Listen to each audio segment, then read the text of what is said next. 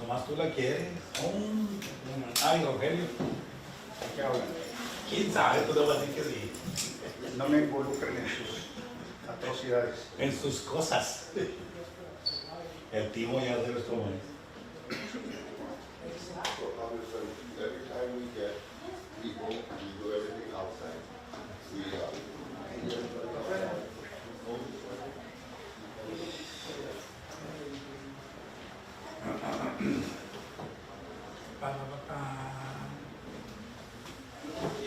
¿Cómo estuvo el evento?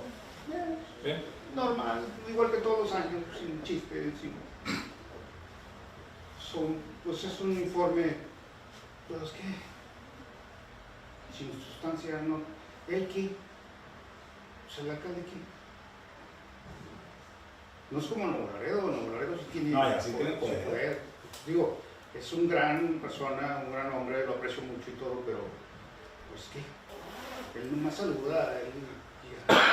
No le digas eso a Noraida Rendón porque le da negrón, porque le da diarrea. Ah, pobrecito. Ah, Laredo. Mira, yo siempre, como siempre les digo, nosotros los periodistas hemos visto pasar tanta gente, tanto funcionario, que me da risa cuando se ponen locos. Yo los ignoro. Ok, esto, ok. ¿Por qué? Porque mañana ya no están. Y tú y yo, aquí vamos a estar. Así se lo dije una vez a un ex jefe de tránsito. Pues ahorita eres su jefe, compadre. Yo voy a seguir siendo por esto toda mi vida. ¿Y sí? ¿Está desaparecido? ¿Te apuesto que ese tipo... ¿Ya no apareció? ¿Dónde está ese güey? ¿No? Va a estar vendiendo en la esquina de su casa, o si es que le fue bien. O sea, en fin, por eso... Se les sube. Sí, gente loca. O sea, yo nomás los miro. ¿Has oído la expresión esa como Dios mira a los conejos? No.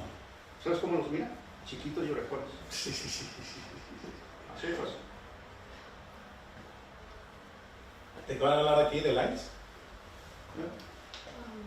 Just wanted to let you know that this is mine, Oh. just in case.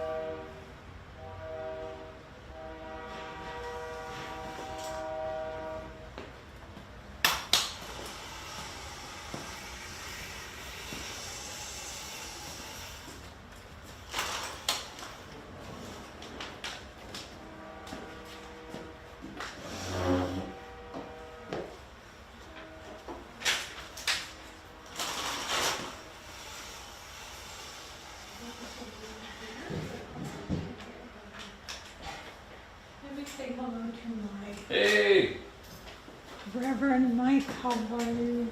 how are you doing? It's been a long time. Yes, yes, yes. How are you? Good to see you. Good to see you too. Where's sister? I saw She's her. on the tour. Ah, okay. I'm having a little trouble with the knee and I don't want to push it. With your knee. Yeah. Ah. Did you have surgery or just? No, I think it's arthritis. It flares up periodically. Oh, and the weather doesn't help. Yeah, it doesn't. I know exactly what you mean.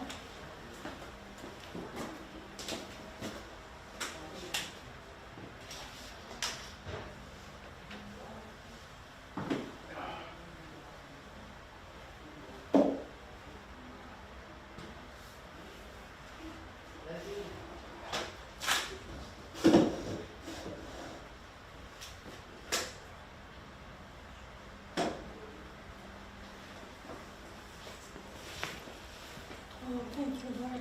I didn't see you. I forgot. That's okay, I was hiding. Thank you.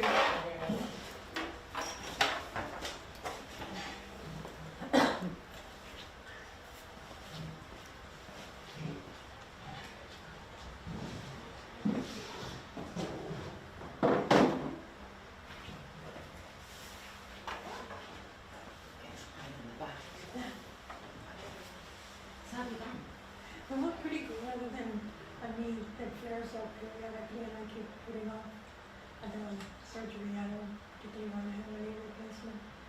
I had seen a doctor here and he said, this is, the knee is going to flare up periodically until you can stand it. But he says, manage the pain and keep moving. Don't just, and when I do, I really, but there's days that it's worse than others. Yeah. Other than that, I'm fine. I've done esophagus where you start with the head and you end up eyes, teeth, colonoscopy last Friday, and just, I just gotta do it. Yeah. And I did tell the gastroenterologist, I said, this is not coming. Yeah, at my age, forget it. And my mom said that was like the one good news, her last one. She's like, this is my last one. No, yeah, I've done my last one.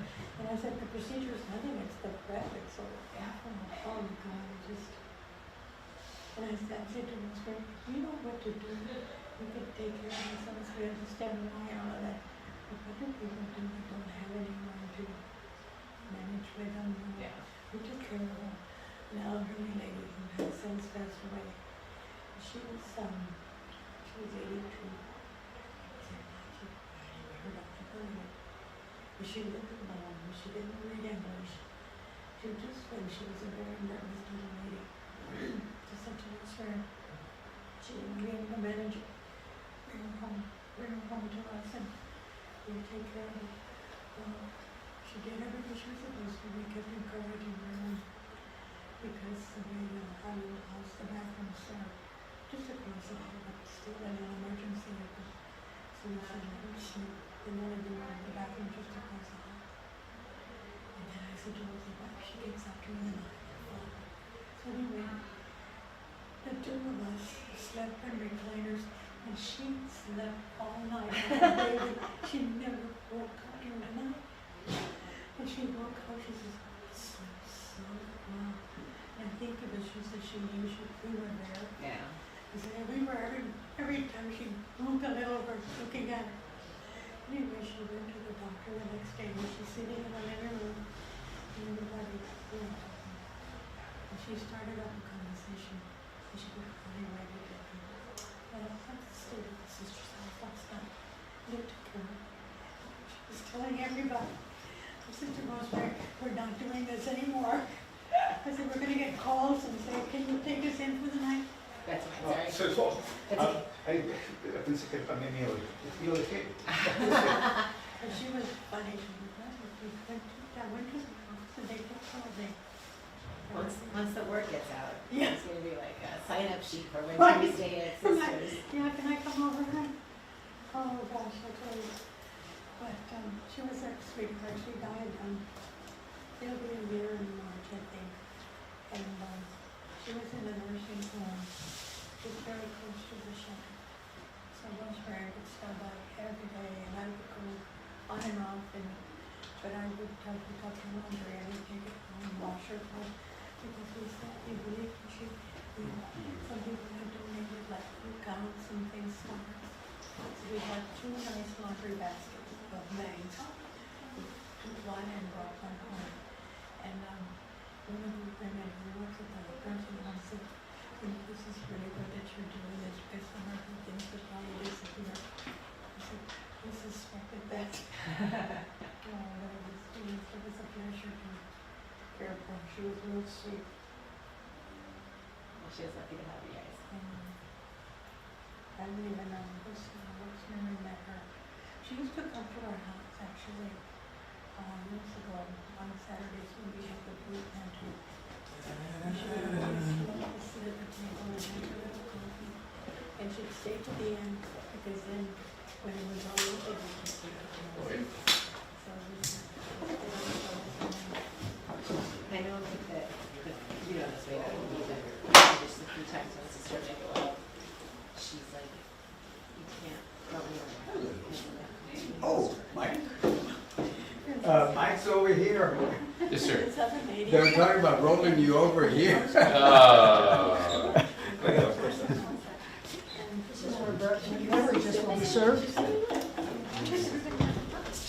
Peter, too. Exactly right.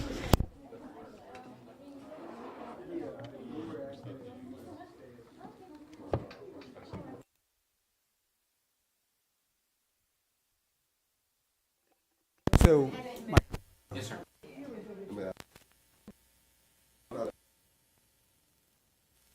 and then I'll say this or whatever way.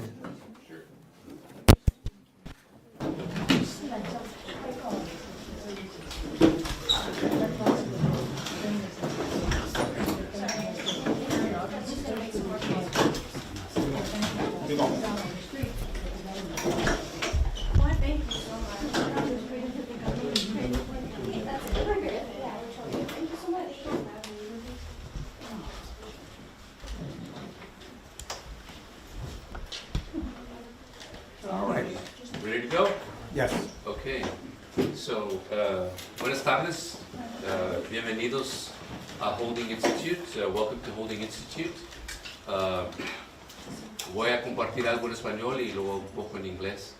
So, en estos tiempos caóticos que vemos alrededor de nosotros, a veces no sabemos nosotros dónde estar, dónde poner nuestro pie, pero les quiero decir que hay que mantenernos firmes, ¿verdad?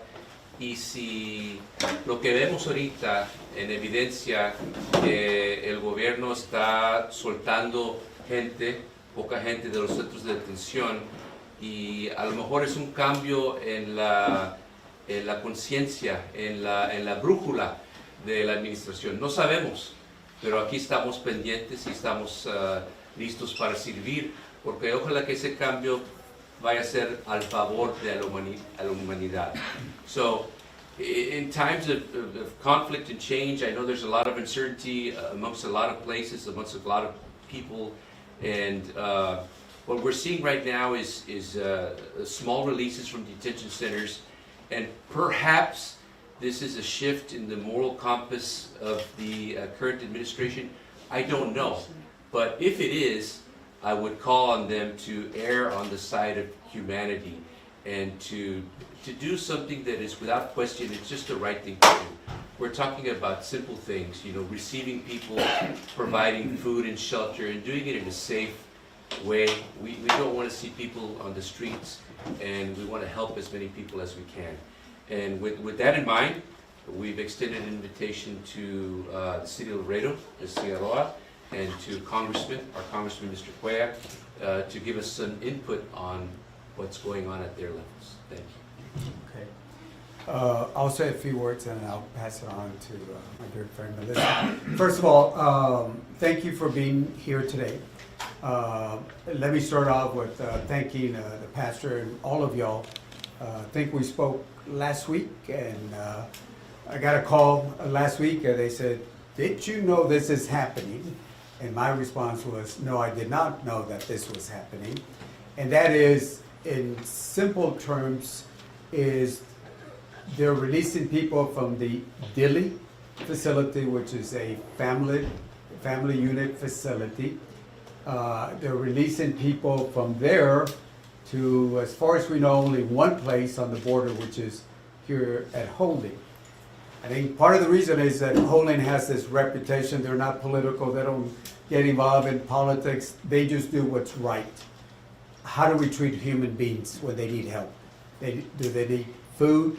Do they need clothing? Do they need Medicaid, healthcare, should I say?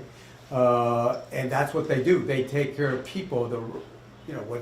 What we should do as human beings. So they never really stopped in many ways accepting. But the last few weeks or so, there's been releases, and they all change. 24 a day. 45, 50, I think at one time you all even had about 100 people at one particular time. Now, who are these individuals? It was my first question, one of the first questions. Who are these family units coming in? Are they recent crossers? People that just crossed over? Or are they people that were in the interior of the United States? The answer is both. Some are recent crossers, but some of them were in the interior of the U.S. Maybe they got picked up at Lowe's. Maybe they were going to an immigration court to follow the process, sister, as we talked about. And as you know, some of them have been picked up, when they're leaving the immigration court. So they are folks that just crossed, and people that were the interior that were there, picked up at different places. They go and they spend time at the Dilley facility, and there it varies. There's been different amount of times, and as you know, there's still a Florida's agreement that says that kids are not supposed to be more than, I believe, 21 days, and so they are released. And what's interesting, it looks like the same process that the Obama administration had, the Biden administration had. I don't know about the Bush administration, and now this current administration, where they are released at a non-for-profit humanitarian, let's say, Holding in this case. Right now, it's only one. In this path, we had Catholic services and many other places. So they are released.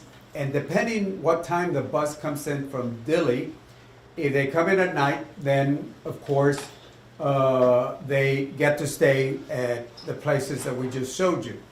If they come in early in the morning, haven't spent time in a facility, the first thing they want to do is get on the phone, make the arrangement on the buses with their families, and then they take off. They want to take off.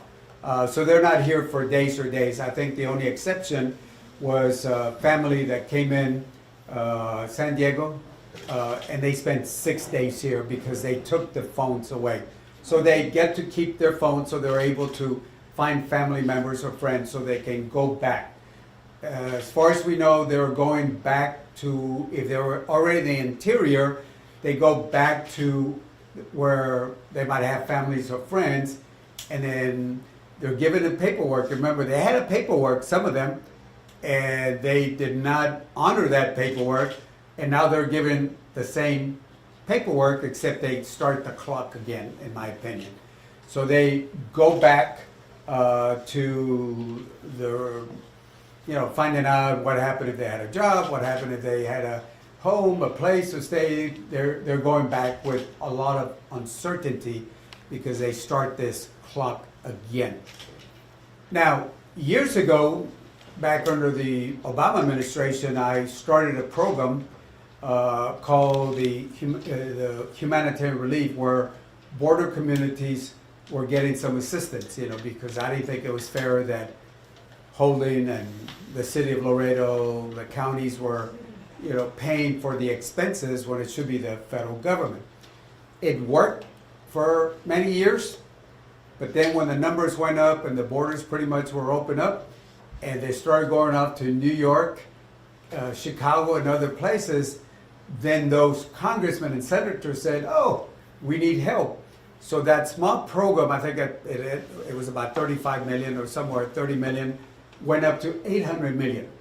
The moment it went up to 800 million, I kind of thought it might be problems because all of a sudden our Republicans started looking at that, hey, why are we paying for that? And sister, like you said, there was a lot of misinformation. Oh, they're paying for airplanes, they're paying for buses, they're paying for this, they're doing that. There was a lot of misinformation. But when New York, and I'll say New York and the other places had people staying at hotels or still do, it got a lot of attention. Here it was just to provide the basic assistance, the food, you know, they need a little bit of health care, the clothing, and that's all. But when it went up to the Northeast and other places, it changed a little bit. So now, as you know, this new administration came in and they cut that off. And so I'm hoping, as the ranking Democrat in Homeland, is that we can talk about this a little bit more, at least at certain areas that we are looking at. Because, you know, again, and even if you don't get that assistance, they're still going to do the right thing. Right. I mean, that's what they're doing right now, and the donations and all that. So that, you know, I can go on, but that is basically a summary of what we have. But if you look at it, it is basically a similar process of what we saw in past administrations. So, Melissa? Yes, just I want to express my deep appreciation to the organizations here in the city of Laredo that do ask our community to step up with donations. The Holding Institute, and often they work with Casa Misericordia, and there are other institutions here whose whole mission is to help people, to help them in a dignified way and to keep families together. So when this administration doesn't recognize papers of people who are in process, because many of them are in what we recognize as a legal process to go through our immigration system, when those people are deported here, then the cost of returning to their communities is borne by those same families. Mm-hmm. And the government is not assisting them in any way for having gotten caught up in this basically mistaken identity and the consequences of that. So I'm incredibly proud of the city of Laredo. I serve as a council member here, of our private institutions, organizations that take it on this incredibly important mission to keep families together, to treat people with dignity, and to help them conform to our immigration process. It would be, in my opinion, more helpful if that process were clear. But right now, this is the mission that they are called upon, and the city will do everything it can to support our private organizations that are doing this. And before we open up for questions, I certainly want to join the city councilwoman and Holding, Pastor, that, you know, for people, if you can donate and help out Holding Institute. There's more things that, you know, we can talk about, but I'd rather just, if you don't mind, opening up for questions.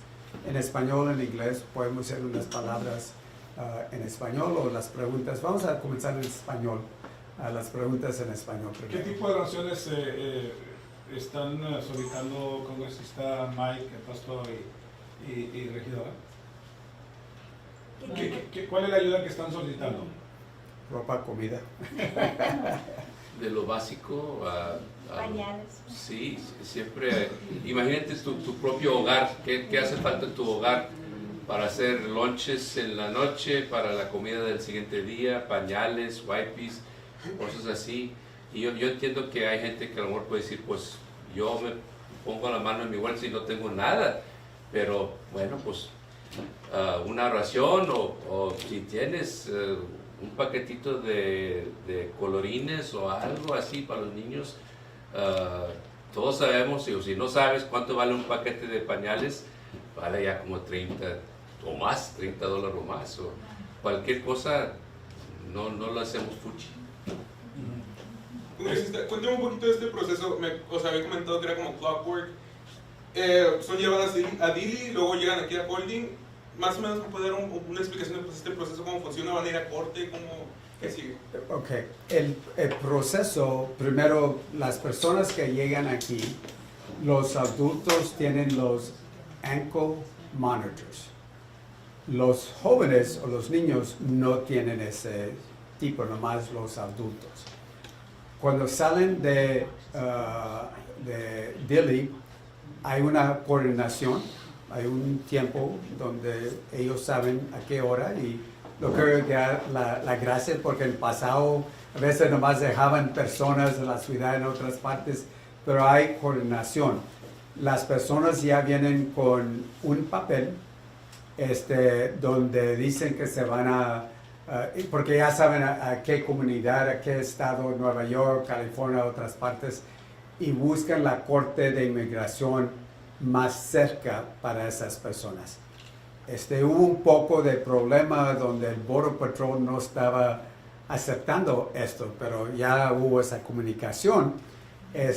Y la cosa que es interesante es que a un tiempo unos de ellos ya tenían ese papel que era suficiente, pero como sea lo levantaron, lo pusieron en Dilley, están aquí, todo ese gasto, tiempo afuera de donde estaban, y tienen el mismo papel pero con otra fecha. Comenzaron, como dicen en inglés, start the clock again, van a comenzar el tiempo otra vez, pero van a estar, se van a regresar donde viven, y la corte de inmigración lo más cerca posible. Pero, bueno, me pregunté que esto, o sea, los detienen y todo. ¿Cuál es el propósito de esto? Pues si se les va a liberar para que lleven el proceso de la corte y todo esto. ¿Cómo? O sea, ¿cuál es el propósito de detenerlos? Si, o sea, se va a llevar a corte y se los va a liberar para que pues... Bueno, esa es la pregunta, es que unos de ellos fueron levantados saliendo de la corte. Algunos estaban trabajando en otra parte, es que por eso estoy diciendo, ¿por qué levantaron a unos cuando ya tenían el papel? Y lo están dando el mismo papel, el mismo permiso que ya unos de ellos tenían, no todos, pero unos tenían ese permiso, que es una promesa donde van a decir, me voy a presentar a la corte en esta ciudad, ese estado, en esta fecha, a ese tiempo. Unos de ellos ya lo tenían.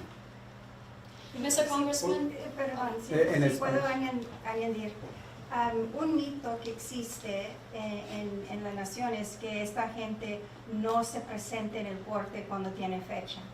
Y la gran mayoría, si están en el proceso y tienen los papeles, sí se presenten en el corte. Claro que sí, porque lo que quieren hacer es estar aquí legalmente.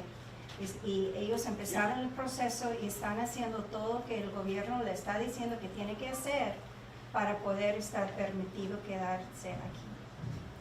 Y el enfoque debe de estar en los criminales, las personas que son riesgo a la comunidad, a la nación, o los que tienen una orden de un juez de inmigración final, sin apelación, que hay 1.7 millones de personas.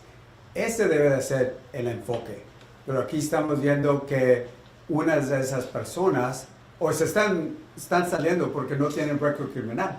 No tienen récord criminal, pero unas de esas personas estaban tratando de hacer las cosas correctamente, y lo levantaron.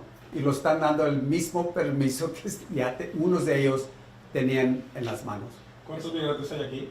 ¿Mande? ¿Cuántos migrantes hay aquí? Bueno, como digo, y ellos pueden ser, cada día llegan de 24 a 100 personas, dependiendo a cuántas personas salen, familias, porque son adultos y niños. Pero tengo que migración no les permite quedarse más de 72 horas en un lugar. O sea, cada uno de ellos no puede estar aquí más de 2 o 3 días. No. Yo creo que estás hablando en los Border Patrol Stations. No aquí. No aquí. En el Border Patrol Station, cuando había muchas personas, no deben estar más de 72 horas. Este es el Border Patrol Station. En Dilley, que es un centro de familias, el Flores Agreement, un arreglo donde un juez dijo niños no deben de estar más de 21 días ahí en esos tipos de centros. Congresista, ¿en qué cambió la... Yeah, no, no. Oh, ok, ¿en qué cambió a partir del 17 de enero la política de liberación? Y quiero saber en qué estatus quedan las personas que son liberadas. ¿Cuál es el estatus de esas personas? ¿Por qué cambiaron? No sabemos. Como yo dije ahorita, yo no sabía de lo que estaba pasando, porque lo que se oía de la administración, nadie va a salir o lo vamos a deportar.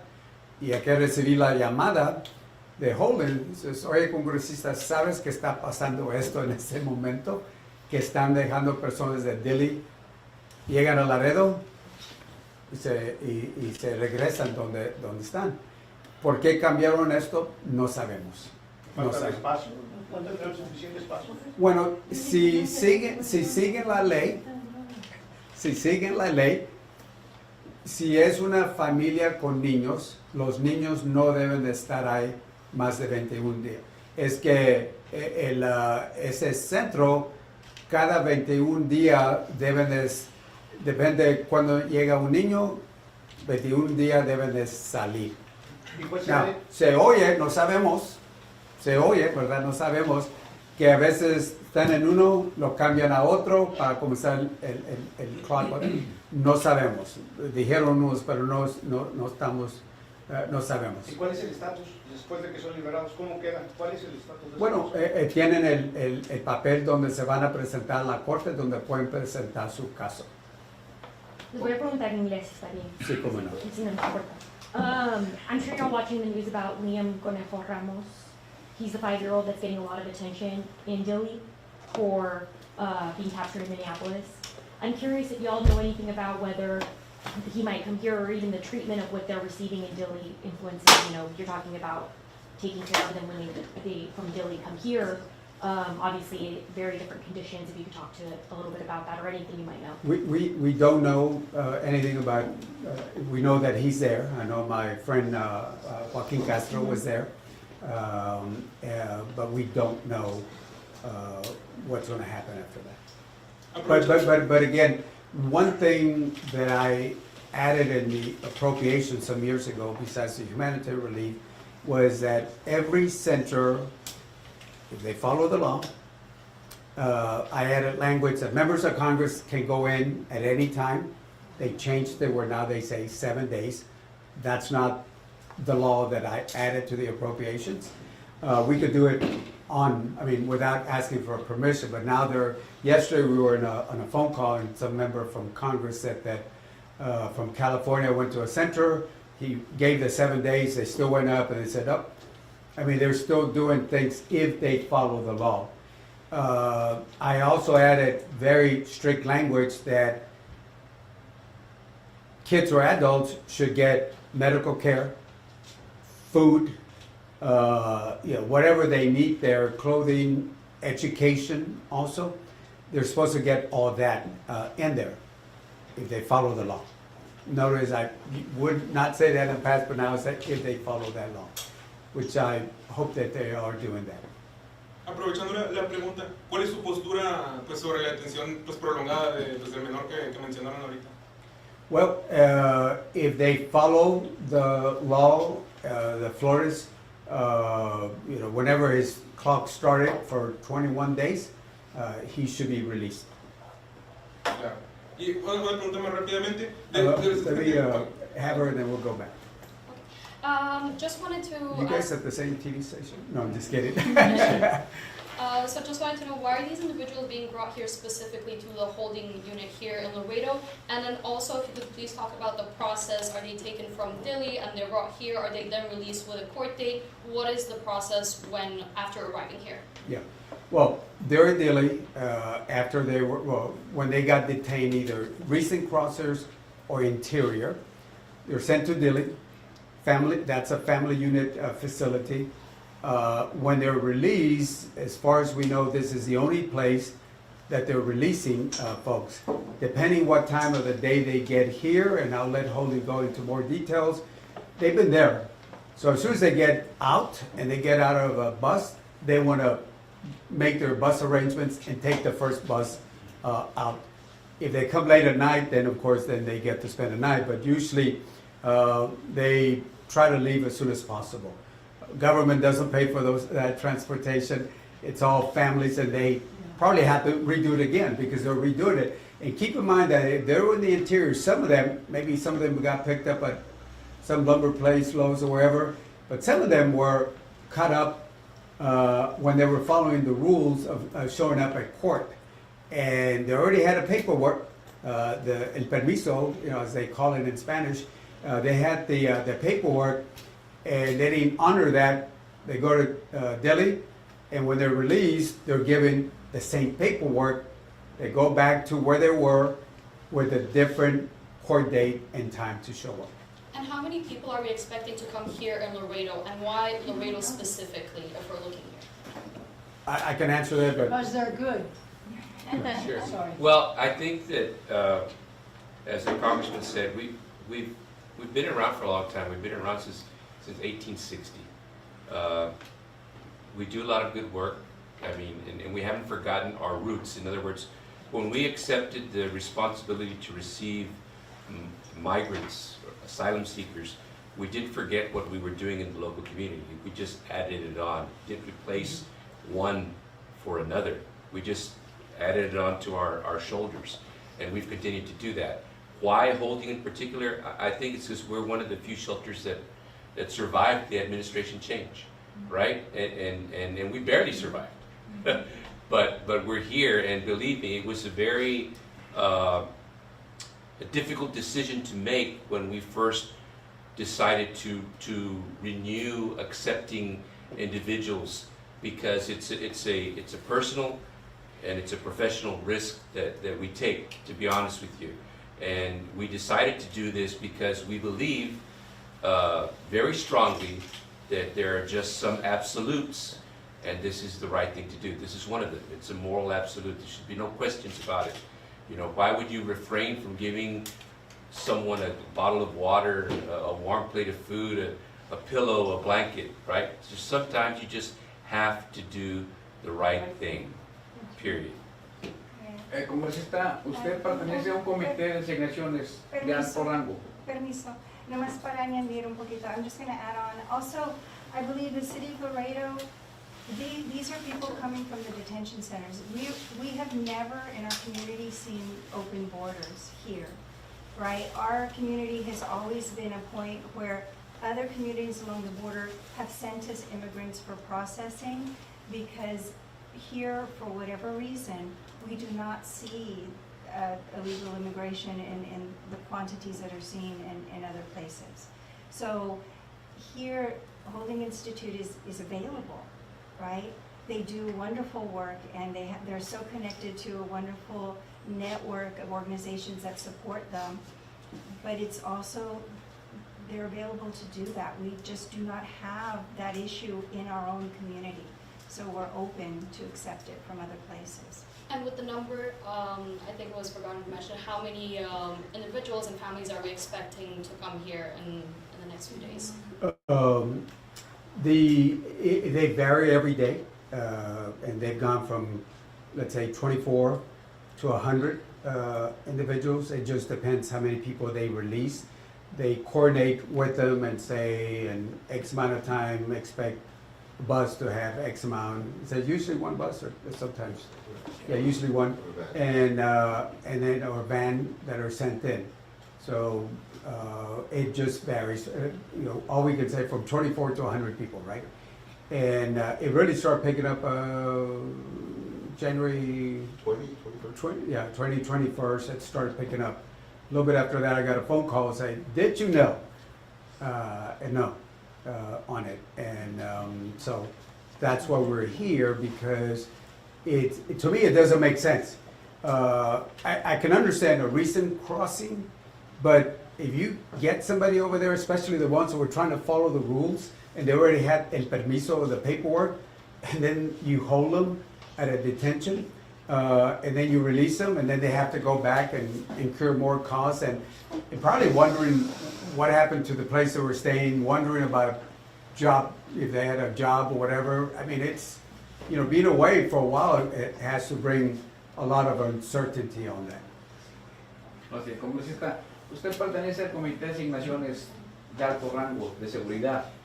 Es uno de los congresistas más resaltantes, más destacados que hay en este país. ¿Cuál es su comentario? ¿Qué nos puede comentar su forma de actuar del ICE en diferentes ciudades de este país? Sí. Bueno, primero lo que pasó en Minnesota fue algo que no debe de pasar. El ICE o el Departamento de Homeland Security tiene una póliza del uso de armas. Si ellos siguieran esta póliza, no Good y Petit ahorita deben de estar vivos. Número uno. Número dos, y ahorita los senadores están diciendo que fue algo muy interesante. Los senadores demócratas, republicanos, congresistas demócratas hicimos un arreglo. Pero después los senadores demócratas, pero ellos hicieron el arreglo con nosotros. Cuando dicen las personas que pusimos más dinero a ICE, eso no está correcto. No está correcto. Bajamos el dinero de ERO, que es el dinero para enforcement and removal. Esto lo bajamos. Números de camas o detention, bajamos esto también. Pusimos más dinero para Homeland Security Investigations, Child Exploitation, drogas, Human Trafficking, eso sí pusimos más dinero. El problema, y pusimos cosas, por ejemplo, ellos querían recortar la oficina de Civil Rights and Liberties. Nosotros dijimos no. Pusimos $10 millones. Pusimos 20 millones para las cámaras donde ICE debe de tener esas cámaras. Pusimos millones de dólares para de-escalation, que es parte de la póliza de Force, y pusimos esto. Cuando unas personas dicen debemos de cerrar el gobierno por lo que pasó, no estoy de acuerdo, porque Homeland Security tiene ICE dividido en dos partes, Enforcement and Removal. La otra parte es Homeland Security Investigation, los casos criminales contra niños, mujeres y otras cosas. Pero parte de esto también tienen FEMA, que es muy importante para los dólares cuando hay un desastre. Tiene dinero para TSA, tiene dinero para CISA, que es el Cyber Security, tiene dinero para Coast Guard, tiene dinero para Secret Service. Y ese es el problema. Cuando los republicanos pasaron el Big Beautiful Bill / Ugly Bill, depending how you look at it, I call it the Ugly Bill, recortaron Medicaid, Medicare, affordable health care. They give tax breaks to the wealthy. For the working class, it was only 3 years instead of a permanent tax cut. And in there, they gave Homeland $200 billion. Homeland and the military got a lot more. ICE got specifically $75 billion. So if you close down the government, like some people say that they want to do, it doesn't affect the agency that you want to have an impact on. Now, we're hoping that we don't have a government shutdown. We're hoping that they can separate the 5 other agencies, healthcare, education, transportation, the other 5 bills, put Homeland apart, and then negotiate on some things I wanted. I wanted use of force. In other words, you have a use of force, deben de seguir la póliza. Training, I don't know if I mentioned training. Training for a nice officer used to be, era de 5 o 6, vamos a decir 6 meses de entrenamiento. Ahora lo dan $50,000 signing bonus. Si no tienes entrenamiento como law enforcement, como our deputies over here, la policía, son 47 días de entrenamiento, de 6 meses a 47. Pero si hablas español, te lo bajan a 42 días de entrenamiento. Si tenías experiencia como policía, son 15 días online, y ese es el problema, es que el entrenamiento se debe de regresar. La póliza de use of force es algo que deben de, yo lo estaba tratando de poner parte del comité, porque if they would have followed the policy, we would have not had any of the shootings itself there. So,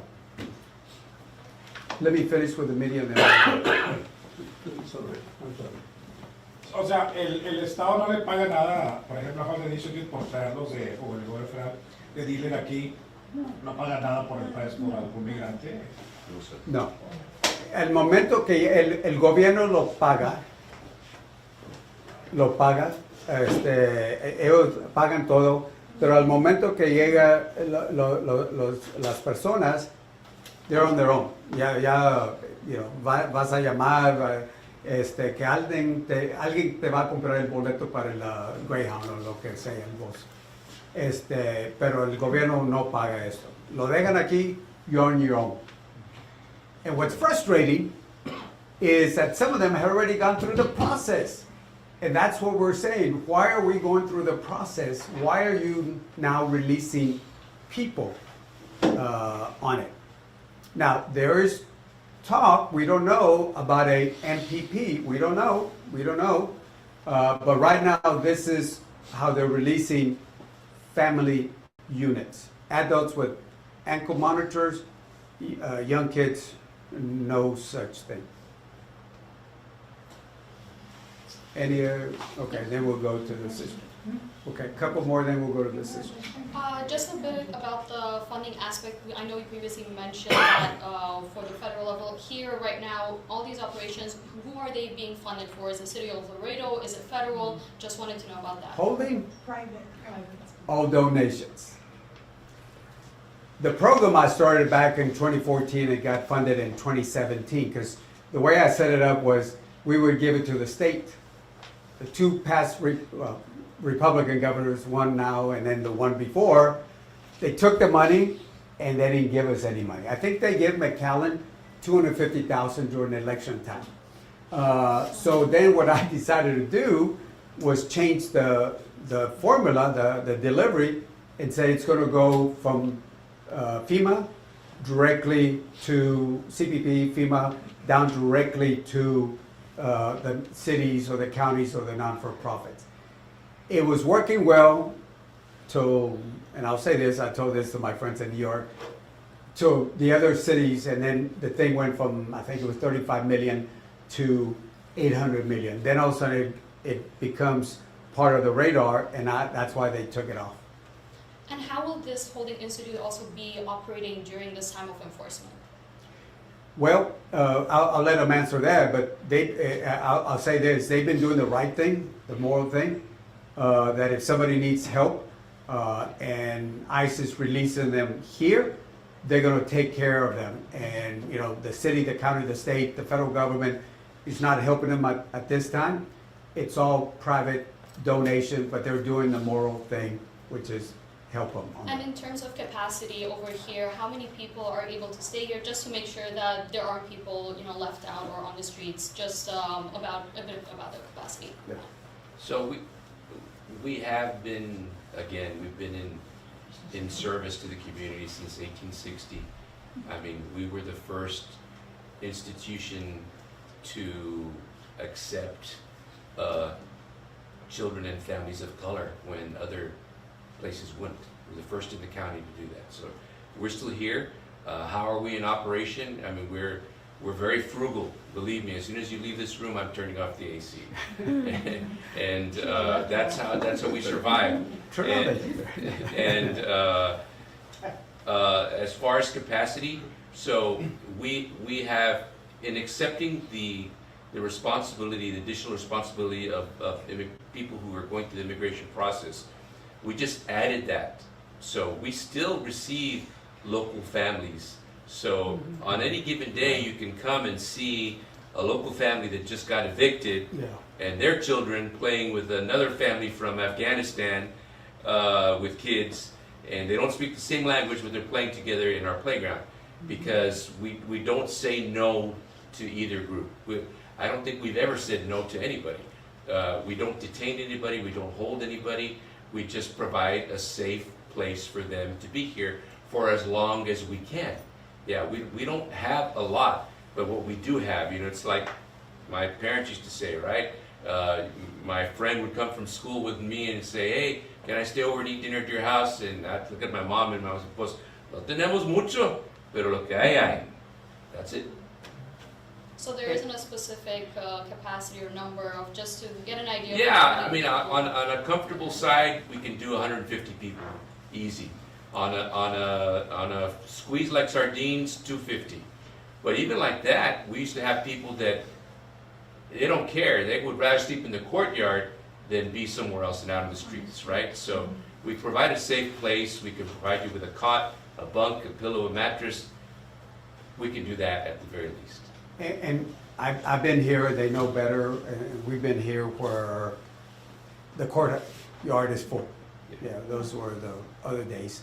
Now, remember what I said, depending what time of the day, they come in the day, they've been in detention, they want to get home, they get a bus ticket, and let's go.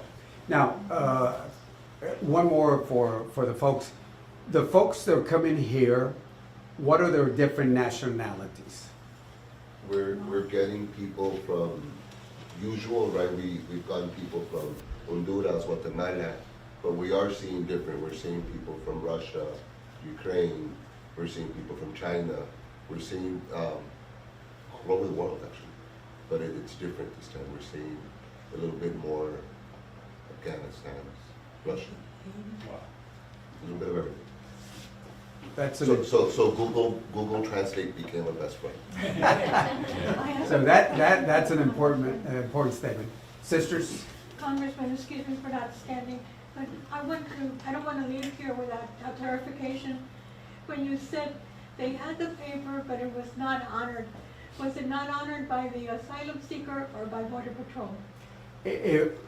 Not Border Patrol. Because, we saw like what happened in San Antonio and other places, and I got notified when they were doing that in San Antonio, where people would show up in court with their paperwork, and then as soon as they were walking out, ICE was ready to pick them up. They were showing up, that's Yes, they were trying, and this is why I said, these are people that are trying to follow the rules. Why are you trying to go after those people? They're trying to follow the rules on that. One of the things, they want numbers. Yes. Let's be very clear about that. They want the numbers that they said they were going to get rid of these people, but they're not the rapists and the murderers. Okay, one question. One thing. I think, Mike, I hope you don't get mad at me, but when you're asking for donations, be specific. Having worked with you, they help us at Casa de Misericordia. They don't qualify for Casa de Misericordia, they'll help the families. This is happening, okay. Be specific. I trust these people. Give them money. Do not send bags and bags of clothes. They don't, and that's what has happened. I'm sorry, I hope you don't mind. They can have clothes, and they have bags and bags of clothes. They don't need clothes. They need money to buy Pampers, soap, shampoo. Pampers are the biggie thing, and food. We trust them. I trust them with my life. I think, thank God they had a great reputation. They picked up the phone and called you. And I think that speaks highly for you all. I don't know it in other places. So that was my one question. Send them money. If you don't think you can trust them, then don't send your money and keep it and go buy groceries. I don't care what you do here. Number one, they need money. Is that right? Sure. Thank you. Number two is that I think if we're really trying to look at the transparency, Congressman, it's really started in Los Angeles. It was Los Angeles, Chicago, Tennessee. It's a thing that they're doing so they get the numbers to speak of. How is that gonna be stopped? Yeah. And then when you say that we don't want to close down the government, what leverage do we have? I mean, you have these masks, they look like thugs. Be honest, they look like thugs. They don't have cameras right now. We've seen cameras, we know stories here where people are picked up and sent off. They shouldn't have been sent. We have no recourse. I used to be able to call ICE people, Border Patrol people, they don't even answer the phone anymore. There is nobody you can really talk to. And what is the answer then? Because you say, I voted for the bill because I didn't want this to happen and that happened. But what leverage does I don't care if you're Republican or Democrat or whatever, to stop this madness? It has to be stopped, and what are we gonna do? You know, what we need is checks and balances. No, don't. If you ask me a question, I'm sister, gonna answer it. My face speaks. I should put a bag over my head. She helped deliver my first one, maybe the second one too, but the first one. We've known each other for a long time. So we do need checks and balances. Right now, look, the Republicans control the House and Senate and the White House. They do. And if you look at it, when we were negotiating the Homeland Security bill, we were down to 2 items. Then the first shooting came in. And one of those items that was left was a border wall exception for this area. That was one. And then the shooting came in, dynamics changed on ICE oversight. Then we worked something out, and the Senate Democrats and the House leadership and everybody, they all agreed. And then the second shooting came in, and all of a sudden people just, we're leaving everybody. I call it putting people under the bus, but I'm not going to say that. And so then if you're saying the leverage by shutting down the government, remember what I said. The big, beautiful bill, which I think every Democrat voted against it, besides cutting Medicaid, Medicare, affordable health care, et cetera, put in $75 billion to ICE by itself. $75 billion for ICE only, $200 billion for Homeland. So the leverage, just like the border wall, the last time we had the leverage of the border wall, this time they put $46.5 billion on the border wall. They thought ahead and they said, we're not going to give them that leverage. Here, they knew what they were doing, so they added money for ICE, $75 billion. So even the leverage you're talking about, even if you close down the government, ICE still has the money. It doesn't close the very agency you want to affect. I'm not saying close it down, but what options does anybody have? People are throwing up their hands. They don't watch the news because they don't have any leverage. Yeah. They don't know who to call, who to talk to, Well, because our government is gone bonkers. I don't say close down. And again, I know you don't want to hear this, but the leverage will come after November. But for now, just listen, sister, please. Survival. Yeah. For now, they did. If you shut down the government, all the provisions that we fought for are gone. The rail guards are gone. The cameras, 20 million, the money for de-escalation, the Civil Rights Office, the other, for the first time, remember, reconciliation, the big beautiful bill. The reason I don't like it, it's outside the appropriations. We added $38 million for the Inspector General to inspect detention centers and provide oversight over the reconciliation. I wanted more things. I wanted, the details of the use of force, and I still think, like the Senate's talking, we want a code of conduct for ICE agents. I have no idea what that means. If we enforce and put the provisions that I wanted to add of the use of force, then we would have not had that happen, in my opinion. For example, remember the shooting of the car, Good? First thing is, as a law enforcement, we got a law enforcement, you never get in front of a car like that person did. And you can see the lady had her wheel turned, and if you're going to stop a vehicle, you'll shoot at the engine or you shoot at the tire, not straight at the head like they did. The training part, who knows who they're bringing in? 15 days training online, or 42 days if you know Spanish, or 47. You don't do training that. How do we know who's coming in? We don't know who's coming in. I try to add that language. Interesting. They said no on the training and the use of force on it. So we can talk more, but let me finish. There was one more. I had a question for Ms. Escudero. Yes. Are you going to recommend City Council to look for ways to help holding? So, you know, the first go-round, when the congressman had provided money for communities to apply for grants to help their institutions that were helping the immigrants, and we saw that big surge, and I would say it was an economic refugee surge, people seeking asylum. We had just had COVID. Nobody seems to remember that economies crashed in other countries, and that is why we had the surge. It's not that we had all of a sudden bad people coming in. They were just trying to feed their families. So the City of Laredo applied for as many grants as we could, and all of our departments helped out with that money. Now, those resources are not available. So we act according to our resources. We are always a good neighbor. We can respond in however way we can. But there are not, right now, extra funds to do that. Will I recommend that? Certainly. But we are still strong in our support for what we can. We treat them like we treat all the residents in this area. If they need police protection, it's here. They need fire protection, it's here. And then our other departments, if they need public health services, that's provided for everyone. So of course we would extend those services and do extend those services here. So we're very supportive, and hopefully we can be more supportive.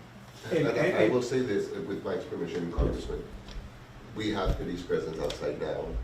Chief Hurd for the fire department has always been at a full call away. Health department's here today.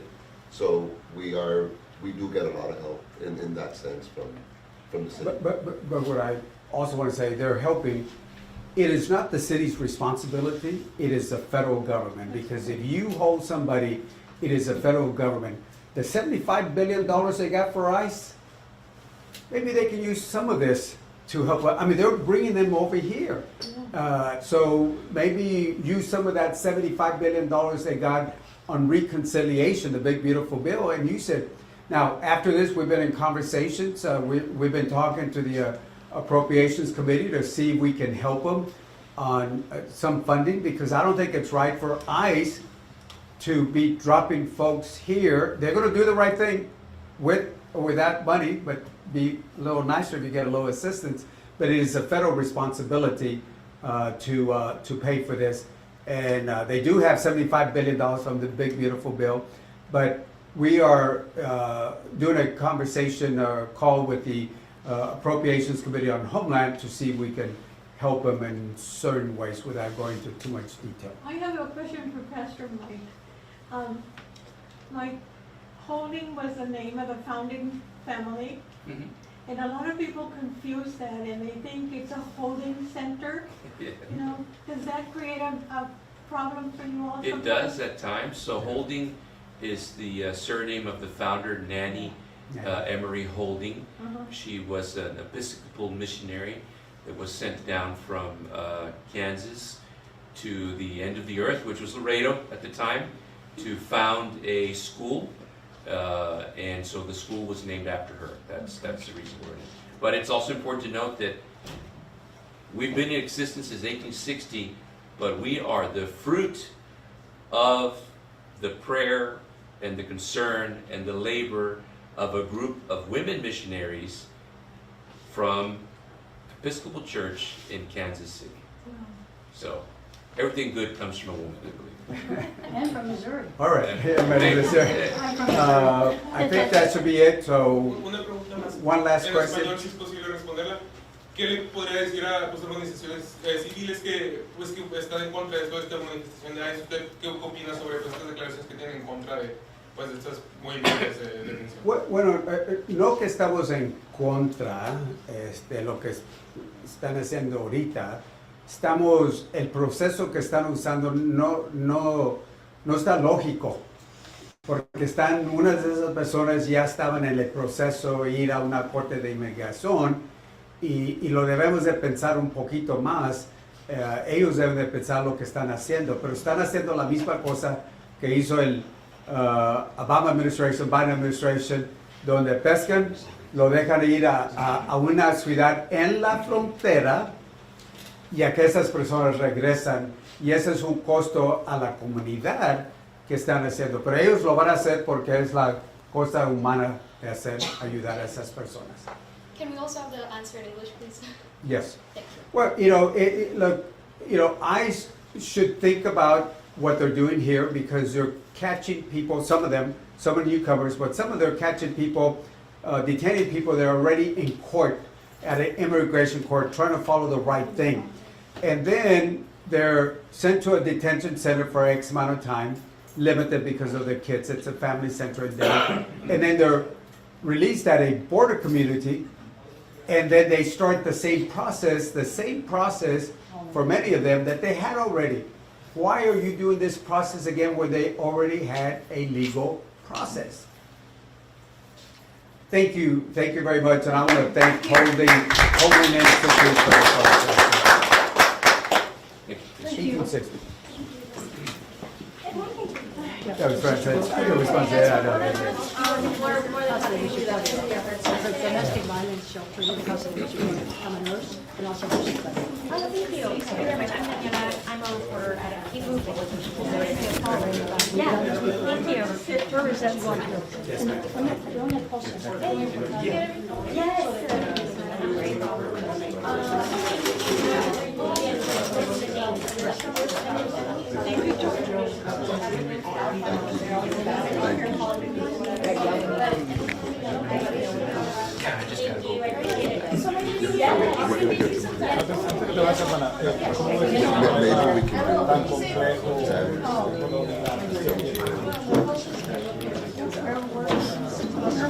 Yeah.